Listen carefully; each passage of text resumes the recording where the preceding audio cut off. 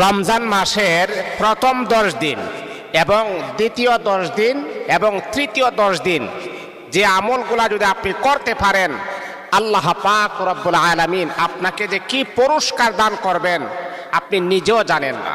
দেখেন, এই যে রমজানের যে রোজা, এটার বেনিফিট, এটার জাযা, এটার বদলা আল্লাহ পাক রব্বুল আলামিন তিনি তার বান্দাকে নিজের কুদরতি হাতে দান করবেন। কারণ আপনি নামাজ পড়তেছেন, নামাজটা দেখা যাচ্ছে, একটা সওয়াবের কাজ আপনি করতেছেন।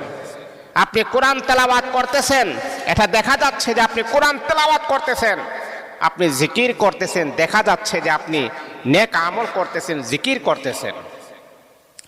কিন্তু বাবা, আপনি যখন রোজা রাখেন, এই রোজাটা কিন্তু দেখা যায় না। আমার মা বোনেরা যারা আছেন, এই যে আপনি যে রোজা রাখতেছেন, আপনি যদি মনে করেন দরজা জানালা বন্ধ করে দিয়ে